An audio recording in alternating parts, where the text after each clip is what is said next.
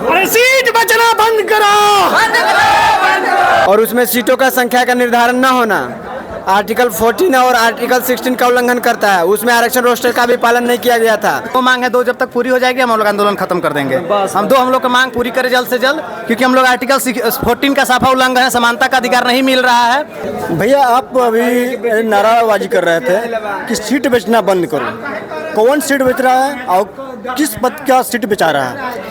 देखिए, माननीय मुख्यमंत्री का सीधे आदेश है कि 585 में 500 सीट बेच दो और 85 में ऑल ओवर झारखंड को घुसा दो। ये सीट 5 से 7 लाख रुपए में ये बोली लगा रहे हैं। 2 लाख डीसी मैडम को जाएगा और 5 लाख सीधे सरकार फंड में जाएगा। श्रीवास्तव का नंबर आ रहा है, समझ गए ना?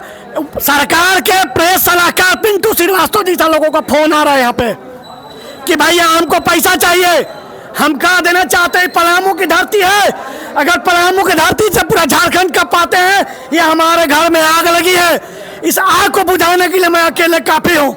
मैं कहा देना चाहता हूँ सारे प्रशासन पदाधिकारी को, अगर आप अन्याय करने का कोशिश करिएगा, आप अगर लोगों का नौकरी बेचने का प्रयास करिएगा, तो मैं अपना जान देने के लिए तैयार हूँ, मैं पिंडदान करने के लिए तैयार हूँ।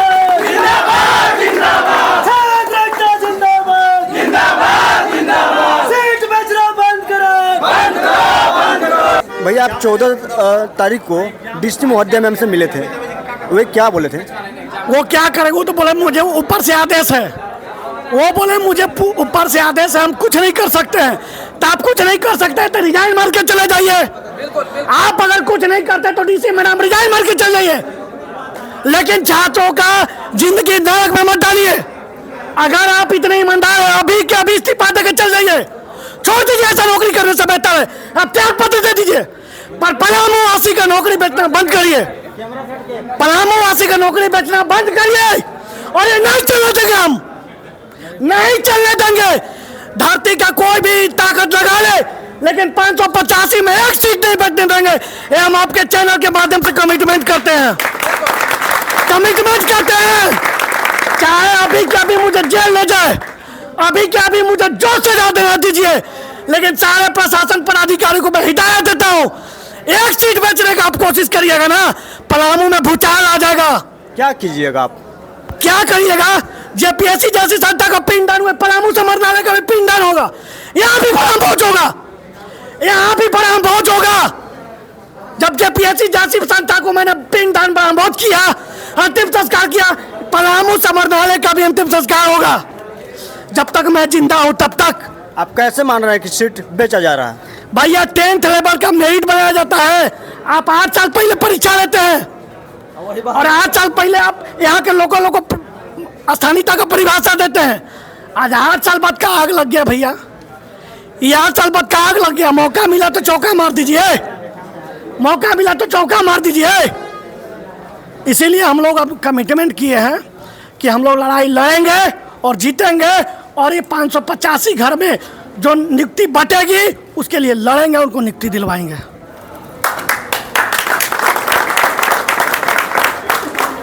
दुर्भाग्य है यहाँ जो सिलेबस बनाया है लोग, आज से जब पहले 7-8 साल निकला था वैकेंसी, उसमें एग्जाम और सारा चीज़ हुआ था। आज क्या हो गया? आज तो आप फेयर तरीका से एग्जाम होना चाहिए, और हर चीज़ जब डेवलप हुआ है तब एग्जाम के ही हटा दे रहे हैं। इसमें कोई राइट बात नहीं है।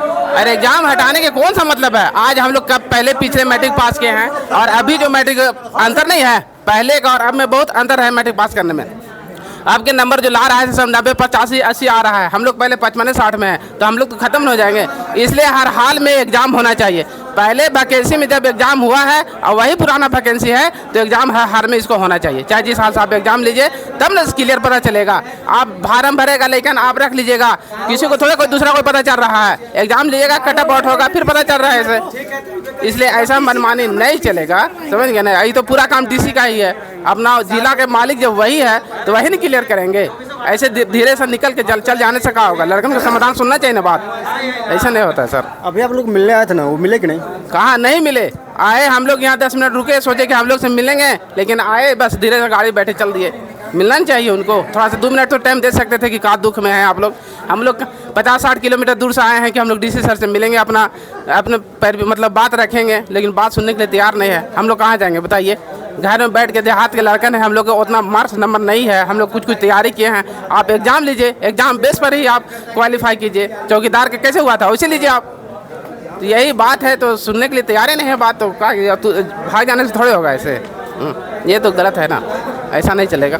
सर हम बताना चाहते हैं कि 2010 का वैकेंसी है, जिसमें 2 सीटों का ब्यौरा नहीं था, विज्ञापन 2010 में आई हुई थी, और उसमें सीटों का संख्या का निर्धारण न होना आर्टिकल 14 और आर्टिकल 16 का उल्लंघन करता है। उसमें आरक्षण रोस्टर का भी पालन नहीं किया गया था, जिसके कारण विद्यार्थी लोग सुप्रीम कोर्ट गए और सुप्रीम कोर्ट से इसे वो रिजेक्ट कर दिया गया।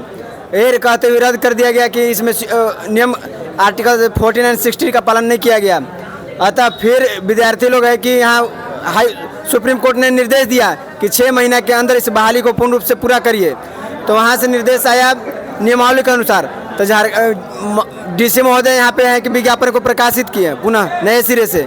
जब विज्ञापन को प्रकाशित किए तो उसमें बहुत 2010 में एग्जाम लिए हुए थे सरे, और 2000 जैसे ही 25 आया एग्जाम को हटा दिए और कह रहे हैं कि नियमावली का हवाला दे रहे हैं। इनका नियमावली आधा बिहार सरकार का है और आधा झारखंड सरकार का अपना रहे हैं। या तो बिहार सरकार का अपना है फोर्थ ग्रेड का नियमावली, या तो झारखंड सरकार का अपना है।